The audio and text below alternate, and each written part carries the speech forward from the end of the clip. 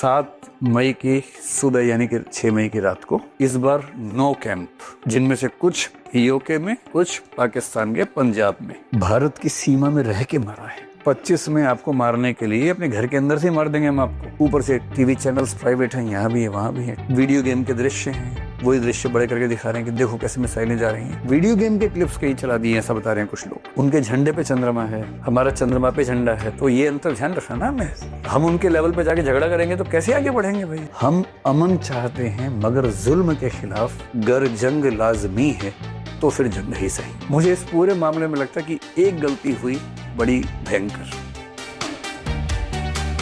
अब 2025 में जो घटना घटी है पहलगाम में,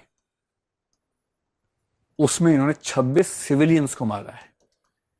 तो मैंने पहले कहा सिविलियंस को मारना ज्यादा सीरियस बात है। सेना पैरामिलिट्री के बीच में झड़प होती है, वो बुरी बात है, लेकिन वो होता है देशों के बीच में, कभी कभी होता है। सिविलियंस को मारना ये बदतमीजी है। तो सीधी सी बात है कि इस पर एक्शन तो होना ही चाहिए था, और ये एक्सपेक्टेड था कि एक्शन थोड़ा ज्यादा बड़ा होना चाहिए। सरकार ने एक बार भी नहीं कहा कि हम युद्ध करने वाले हैं। वो तो लोग पबजी खेल रहे थे, उनको लगा कि हो ही जाए, मजा आ रहा है, थोड़ा और बढ़ाओ ना, ठीक माहौल बन रहा है अभी। इस बार 14 दिन लिए, फिर सरकार ने कहा कि अब हम सायरन खेलेंगे 2 दिन तक, सिविल डिफेंस। पाकिस्तान ने सोचा अच्छा सिविल डिफेंस अभी छुट्टी है हमारी, और उसी रात को अचानक कांड कर दिया। 7 मई की सुबह यानी कि 6 मई की रात को पहली बार एलओसी के नजदीक एक कैंप, दूसरी बार पाकिस्तान के अंदर 50 किलोमीटर दूर एक कैंप, इस बार 9 कैंप, जिनमें से कुछ पीओके में, कुछ पाकिस्तान के पंजाब में। और पंजाब में भी एक जगह नहीं, बहावलपुर में भी, मुरीदके में भी, और पीओके में भी एक जगह नहीं, मुजफ्फराबाद में भी, सियालकोट में भी। 9 जगहों पर एक साथ। और रोचक बात क्या है, इस बार विमान पाकिस्तान के अंदर नहीं गए, भारत की सीमा में रह के मारा है। आप मिलिट्री एडवांसमेंट समझ पा रहे हैं इसके पीछे, जिसको आजकल हम बोलते हैं एआई ड्रिवन जो वॉरफेयर है।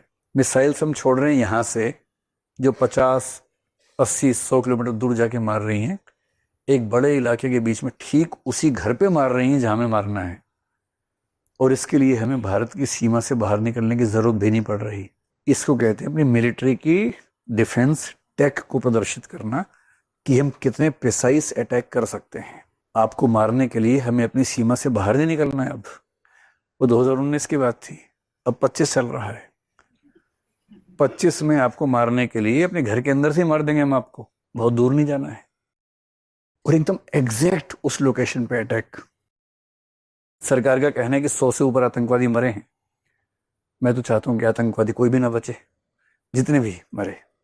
और उसके तुरंत बाद हमारी स्टेटमेंट क्या आई, जो लोग कह रहे हैं, लोग भी इतने प्यारे हैं, पहले बोल रहे थे कि कब करोगे कब करोगे कब करोगे कब करोगे, 10 दिन हो गए, कब करोगे। जैसे ही हमला किया तो उसके बाद क्या है, डीएस्केलेट डीएस्केलेट डीएस्केलेट, थोड़ा और बड़ा, से नो टू वॉर से नो टू वॉर। एक ही इंसान तीनों टैग चला रहा था सोशल मीडिया पे। गिरगिट भी शर्मा जाएगी जब आप इस तरह से रंग बदलेंगे अपना। अरे भाई एक स्टैंड पे कायम रहो। सरकार का स्टैंड बड़ा क्लियर था डे 1 पे। 3 शब्दों का इस्तेमाल किया कि जो हमने अटैक्स किए हैं, नंबर 1 फोकस्ड हैं, मेजर्ड हैं। यानी एक तो हमने फोकस किए एग्जैक्टली कहाँ मारना है, कितना मारना है, उतना ही भेजा है बम। अगर 1.5 किलो बम चाहिए 1.5 किलो ही भेजा है, एक्स्ट्रा नहीं भेजा है, मेजर करके भेजा है। और तीसरा शब्द क्या बोला, नॉन एस्केलेटरी। हमला करने के 10 मिनट के बाद ये स्टेटमेंट आ गई कि हमने focused, measured, non escalatory attack किया है। नॉन एस्केलेटरी का मतलब क्या होता है, बढ़ाना नहीं है। हमारा काम हो गया, आपने हमारे कुछ लोगों को मारा और हमने उन सारे आतंकवादी कैंपों पे हमला कर दिया। जो 100-150 लोग मरे होंगे, हमारा हिसाब बराबर हो गया फिलहाल। और हमने साथ में ये दिखा दिया कि हम आपके घर के अंदर एग्जैक्ट वहां हमला कर सकते हैं बिना अपना देश छोड़े। पिछली बार हमारा एक पायलट वहां गिर गया था, फिर उसको कूटनीति से, डिप्लोमेसी से हम लेके आ गए थे। इस बार तो नौबत ही नहीं है, क्योंकि वो जाएगा ही नहीं, उसे जरूरत है क्या उस चीज की। अब ड्रोन्स के हमले उनके भी हो रहे हैं, हमारे भी हो रहे हैं। युद्ध का तरीका ही बदल गया है पूरी तरह से। और हमने शुरू में कह दिया कि non escalatory from our side, हम नहीं बढ़ाएंगे, और तुम बढ़ाओगे तो जवाब देंगे, जितना बढ़ाओगे उतना जवाब देंगे। और इन बातों से फिर सरकार ने माहौल बनाने के लिए क्या कहा, सिविल डिफेंस, सायरन बजाएंगे, सब तैयारी कर लो। सबको लगा अच्छा कुछ होने वाला है इस बार, तो उम्मीदें बढ़ गई, पीओ क्या आएगा लगता है। सरकार नहीं कह रही है, सरकार केवल कह रही है कि उस मूर्ख का भरोसा नहीं है, हमने तो केवल इतना किया, क्या पता क्या फेंक दे, किसको लग जाए, तैयार रहो सब लोग। और युद्ध में दिक्कत नहीं है। देखिए समझदार आदमी की पहचान क्या है, वो युद्ध खुद चुनता है। कोई आपको उकसाए कि युद्ध लड़ लो मुझसे, युद्ध लड़ लो, नहीं लड़ना है, क्योंकि आप फ्री नहीं है, आपके पास काम है। आपको अपना रॉकेट भेजना है चंद्रमा पे, मंगल पे भेजना है। वो जो एक स्टेटमेंट बहुत प्रसिद्ध है, उनके झंडे पे चंद्रमा है, हमारा चंद्रमा पे झंडा है। तो ये अंतर ध्यान रखना ना हमें। हम उनके लेवल पे जाके झगड़ा करेंगे तो कैसे आगे बढ़ेंगे भाई, हमें नहीं झगड़ा करना। वो तो झगड़ा करने को तरस रहे हैं। समझदार आदमी झगड़ा तभी करता है जब उसको पता है कि इसके सिवाय कोई चारा नहीं है। चारा नहीं है तो झगड़ा करेंगे, चारा है तो बिल्कुल नहीं करेंगे। तुम मजाक बना लो, हमारा बना लो, हाँ अरे डर गए, हाँ डर गए, हम बहुत डरपोक है, थैंक यू। आप ऐसा करो, उस तरफ से ले जाओ, बलूचिस्तान की तरफ से ले जाओ, वहां झगड़ा कर लो, हमसे मत करो। तो झगड़ा कोई उकसाए और आप झगड़ा करने लग जाए, आपसे बड़ा मूर्ख कौन है उसके बाद। तो ये भी चिंता है कहीं युद्ध हो जाए शुरू, और युद्ध में इतने रिसोर्सेस खर्च होंगे, इतने लोग मरेंगे। एक ठीक ठाक सा युद्ध जो 3-4 साल चलता है, मोटा मोटा अनुमान अगर मैं आपको बताऊं तो रूस यूक्रेन के युद्ध में कम से कम 1 से 2 लाख लोग यूक्रेन के और 4 से 8 लाख लोग रशिया के मर चुके हैं अब तक। ये मोटा मोटा अनुमान है, सच तो नहीं पता लगता इस मामले में। और भारत पाकिस्तान की आबादी उनसे बहुत ज्यादा है। तो अगर 3 से 4 साल युद्ध चल गया तो मोटा मोटा मान के चलिए 5 लाख तो स्कोर आएगा। और इस 10 लाख में कुछ हमारे घर के भी लोग होंगे ही। तो युद्ध केवल पबजी वाले मूड से करना है या बहुत सीरियस बात होगी तो ही करना है। एकदम सूत्र साहिब लुधियानवी बता गए हैं, हम अमन चाहते हैं मगर जुल्म के खिलाफ गर जंग लाजमी है तो फिर जंग ही सही। जंग केवल तब करनी है जब कोई चारा ना बचे, वरना युद्ध में आमतौर पे दोनों पक्ष हारते हैं, कोई नहीं जीतता है।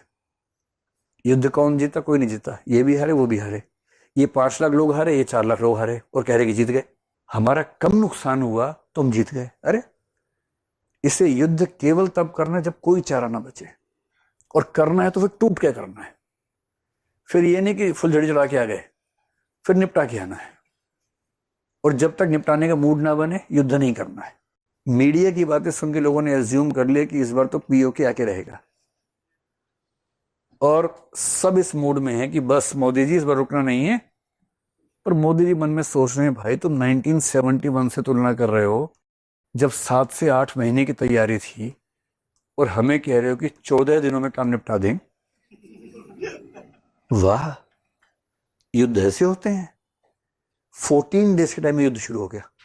और ये अमेरिका वियतनाम का मामला भी नहीं है कि आप समझे सामने वाला कमजोर है। आपके सामने जो देश है उसके पक्ष में चीन भी खड़ा हुआ है, उसके पक्ष में अमेरिका भी अक्सर रहता है।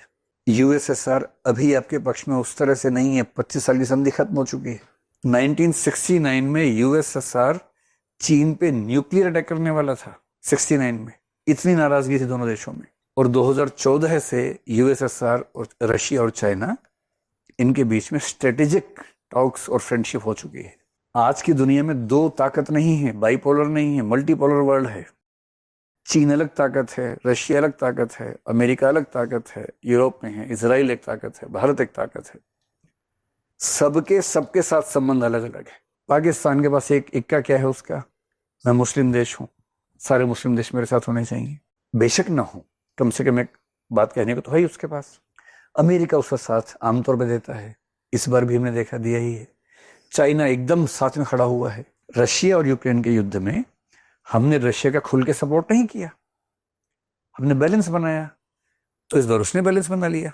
अच्छी अच्छी बातें हमने की, उसने भी कर दी कि हाँ हाँ ध्यान से है ना, ज्यादा नहीं, साथ नहीं दिया।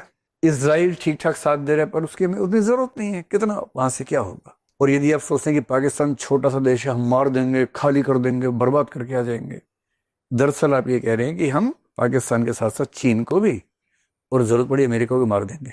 इतनी मासूमियत अच्छी नहीं है अंतर्राष्ट्रीय संबंधों में। इंटरनेशनल रिलेशंस में आपको 1000 तथ्य देखने पड़ते हैं, अपनी ताकत, सामने वाले की ताकत, और फिर अगर हम लड़ने लग गए, रूस यूक्रेन 3.5 साल से युद्ध खत्म नहीं कर पा रहे, अमेरिका वियतनाम 20 साल युद्ध चला था, और अगर भारत पाकिस्तान का युद्ध चलता रहे 5 साल 10 साल, इससे दुनिया में किसको क्या होगा पता नहीं, और सबसे भारी नुकसान हमारा ही होगा। क्यों? क्योंकि हमें वो पैसा खर्च करना था तकनीक में, शिक्षा में, स्वास्थ्य में, हर तरह के डेवलपमेंट में, और यदि वो सारा पैसा और बहुत सारे ह्यूमन रिसोर्सेज युद्ध में ही खत्म हो गए तो ये समझदारी वाली बात थोड़ा है। और युद्ध जब भी होता है एक लंबी तैयारी के बाद होता है, 6 महीने, 8 महीने, 9 महीने की प्लानिंग होती है। इसलिए जो मैं आपको समझाना चाह रहा हूं, अगर आपके मन में भी ऐसा भाव है कि पता नहीं क्या हुआ, तो सीधी सी बात समझ लीजिए कि हमने इस ऑपरेशन में जो पर्पस रखा था हमने उसको हासिल कर लिया। हमारा क्या पर्पस था कि जहां से इनकी ट्रेनिंग हुई थी उस पर हमला करने, हमने कर दिया हमला, उसके अंदर जाके हमला किया, 9 स्थानों पे हमला किया, बहुत प्रिसाइज किया, हमारी मिलिट्री टेक्नोलॉजी कितनी बेहतर सब कुछ दिख गया। हमने अपना एयर डिफेंस सिस्टम टेस्ट किया, जितने हमले हुए हमारे पास ड्रोन वगैरह के, उनके ड्रोन थोड़े सस्ते वाले हैं, जो एक आजकल टैक्टिक्स है युद्धों में कि शुरू में आप मिसाइल नहीं फेंकेंगे, सस्ते ड्रोन फेंकेंगे ताकि दुश्मन की एयर डिफेंस की जो लेवल है टेक्नोलॉजी का समझ में आ जाए आपको। उन्होंने वो फेंके, हमने सारे मार दिए। कुछ ड्रोन हमने फेंके होंगे, उन्होंने मार दिए होंगे। हमने उनके नूर खान एयरबेस को चोट पहुंचा दी, जो इंटरनेशनल आजकल दुनिया में बात मानी जा रही है, जो कि बड़ी बात है अगर हमने ऐसा कर दिया है तो। हम किसी भी रूप में उनसे पीछे नहीं है, हम ज्यादा हावी हैं। उन्होंने हमारे सिविलियंस पे, पुंछ पे हमला किया, जो नीचता का लक्षण है। हमने टारगेटेड अटैक्स किए आतंकवादी ठिकानों पे। हमारे पास वैसा ठिकाना शायद है नहीं, तो उनको लगा अब हम कहाँ मारे भाई, इनके पास आतंकवादी है ही नहीं, तो उन्होंने पुंछ पे, घरों पे, गुरुद्वारे पे लोगों को मारना शुरू कर दिया, 15 लोग वहां मार दिए। ये दुष्टता वाली बात है। जब आप सिविलियंस पे हमला करते हैं युद्ध के अंदर तो बुरी बात है। पर इसके बाद भी कुल मिला के इस वॉर की टेक्नोलॉजी में हम उनसे 21 ही हैं, इसमें मुझे कोई शंका नहीं है। जो मैं भारत और पाकिस्तान की सरकारें क्या बोल रही हैं उसकी बजाय जो इंटरनेशनल जर्नल्स में लोग बात कर रहे हैं उसकी बात कर रहा हूँ। ऊपर से टीवी चैनल्स प्राइवेट हैं, यहाँ भी है वहां भी है। टीवी चैनल्स में आपस में कंपटीशन है कि इस्लामाबाद जल्दी कौन लेके आएगा। वीडियो गेम के दृश्य हैं, वही दृश्य बड़े करके दिखा रहे हैं कि देखो कैसे मिसाइलें जा रही हैं। वीडियो गेम के क्लिप्स कहीं चला दिए, ऐसा बता रहे हैं कुछ लोग। तो पत्रकारों की पत्रकारिता के धर्म पे इस बार एक गंभीर चिंता करने की बात थी कि कुछ तो लिमिट होनी चाहिए ना। एक कवि ने लिखा था कि जोड़ तोड़ करने से पहले तथ्य समझ लो, पत्रकार क्या इतना भी तुम नहीं करोगे। तो ये देख के मेरे मन में आ रहा था कि मतलब कुछ भी कहने से पहले तथ्य पर रख लो, पत्रकार क्या इतना भी तुम नहीं करोगे। और नेगोशिएशन की दुनिया का पहला उसूल क्या है कि पहला फोन किसने किया। जब आप 2 लोगों में नाराजगी हो जाती है, बॉयफ्रेंड गर्लफ्रेंड में लंबी खींचती है, सारा मसला इसका कि पहला मैसेज कौन करेगा। जिसने पहला मैसेज या पहला फोन किया है इसका मतलब वो दब के रहेगा। नेगोशिएशन की दुनिया चाहे घर में हो, दोस्तों में हो, दुनिया में कहीं भी हो, किसने पहला मैसेज किया, जिसने लिखा चलो बात कर लेते हैं, इसका मतलब है उसने अपनी हार थोड़ी सी मान। ये पहला उसूल है नेगोशिएशन का। और हमें ये एकदम क्लैरिटी है कि पहला फोन वहां से यहां आया था, इस पर कोई दुविधा नहीं है। 3:30 पे फोन आया, नहीं उठा, फिर दूसरा फोन आया, फिर उठा। उन्होंने कहा कि सीज फायर कर लेते हैं। भारत सरकार तैयार बैठी थी, उसे कौन सा युद्ध करना था, कर लेते हैं, 5 बजे से कर लें, 5 बजे से कर लो, बढ़िया बात है। गलती ये की हो गई कि चाचा चौधरी बीच में आ गए, डोनाल्ड डक, सॉरी ट्रम्प, वो बीच में आ गए, जिनका उपराष्ट्रपति कल कह रहा था this is fundamentally none of our business. Bharat Pakistan झगड़ा कर रहे हैं, हमारा काम थोड़ा है, हम थोड़ा इसमें पड़ेंगे, जो करने करते रहो। एक दिन पहले भाई साहब ये कह रहे थे उनके उपराष्ट्रपति जेडी वांस। फिर अचानक ट्रम्प ट्वीट कर रहे हैं कि 48 घंटे से मैं कोशिश कर रहा हूं। और फाइनली इन लोगों ने कॉमन सेंस का परिचय दिया। भाषा देखिए, कॉमन सेंस का परिचय दिया, ग्रेट इंटेलिजेंस का परिचय दिया। फिर उत्साह और बढ़ गया। उनके साथ जो रहते हैं ना सोशल मीडिया टीम उनकी, कि सर आप कर दो ना, सर आप कर दो। नोबेल प्राइज रह गया अभी शांति वाला। रूस यूक्रेन तो आप रुकवा नहीं पा रहे, इसराइल रुकवा नहीं पा रहे, ये अपने आप रुक रहा था, अपना नाम तो लगा लो कम से कम। फिर भाई साहब ने एक ट्वीट और मार दिया। और तीसरे में तो हद कर दी, कश्मीर प्रॉब्लम जो कि हजारों साल पुरानी है, मैं उसे ठीक करना चाहता हूं। इनको हिस्ट्री की क्लास करवानी चाहिए कभी, वर्ल्ड हिस्ट्री की। कश्मीर समस्या भारत पाकिस्तान के बीच हजारों साल पुरानी बता रहे भाई साहब। ये बहुत, ऐसा नेता मैंने आज तक नहीं देखा दुनिया में। और उनका विदेश मंत्री क्या करे, न्यूट्रल प्लेस पर बैठेंगे। अरे पूछ तो लो जिसको बैठाने वाले हो, न्यूट्रल प्लेस पर बैठेंगे। मुझे इस पूरे मामले में लगता है कि एक गलती हुई बड़ी भयंकर। अगर 3:30 पे पाकिस्तान डीजीएमओ ने फोन किया था और हमने कहा अच्छा ठीक है तुम कह रहे हो तो मान लेते हैं, अगली बार से ठीक रहना भाई, 5 बजे से कर लेते हैं, हाँ कर लेते हैं। 4:30 बजे या 4:15 बजे, क्योंकि 5:33 पे चाचा चौधरी का ट्वीट आया था, तो चाचा चौधरी के ट्वीट से पहले हमारे पास 2 घंटे थे, 1 घंटा 58 मिनट था। अगर उस बीच में प्रधानमंत्री जी, उनको अगर लग रहा हो कि नहीं ये बात मेरे कद की नहीं है, डिफेंस मिनिस्टर, रक्षा मंत्री आ जाते, राजनाथ सिंह आ जाते, या फॉरेन मिनिस्टर तो मतलब बोलने में एक्सपर्ट हैं, अच्छा बोलते हैं, वो आ जाते और 4 लाइन बोलते कि हमने जो अटैक किया था नॉन एस्केलेटरी, हमने पहले ही कहा था, हमारे अटैक्स बहुत शार्प थे, हमारा पर्पस पूरा हो चुका है। पाकिस्तान डीजीएमओ ने फोन किया कि वो सीज फायर चाहते हैं। दुनिया के कई देशों ने हमसे रिक्वेस्ट की है कि युद्ध आगे बढ़ाना ठीक नहीं है, तो हमने इस सबको देखते हुए तय किया है कि फिलहाल हम युद्ध विराम कर रहे हैं, लेकिन इस बात से तय करेंगे कि उनका आगे का रिस्पॉन्स कैसा रहता है। 5 बजे से फिलहाल युद्ध स्थगित कर रहे हैं। देश के निवासियों से निवेदन है कि खुशी मनाएं क्योंकि हमने एक निर्णायक जीत हासिल कर ली है। मजा आ जाता लोगों को। लोग बम पटाखे छोड़ते, फुलझड़ी छोड़ते, स्कूटर पर निकल जाते बम बम बम करते हुए। अब लोग समझ नहीं पा रहे। 5:33 पे अचानक चौधरी जी का ट्वीट आया कि मैंने रुकवा दिया है। लोग भरोसा नहीं कर रहे। हमारे पास किसी फोटो भेजे, लोग नहीं मजाक चल रहा है, ये नहीं हो सकता, तो मजाक चल रहा है। उधर पाकिस्तान के पीएम ने कर दी प्रेस कॉन्फ्रेंस और सबका धन्यवाद कि ट्रंप जी का धन्यवाद, चीन जी का धन्यवाद, इनका धन्यवाद, उनका धन्यवाद, सबका धन्यवाद, और हमने बहुत मुंह तोड़ जवाब दिया और आप सबने हमारा साथ दिया।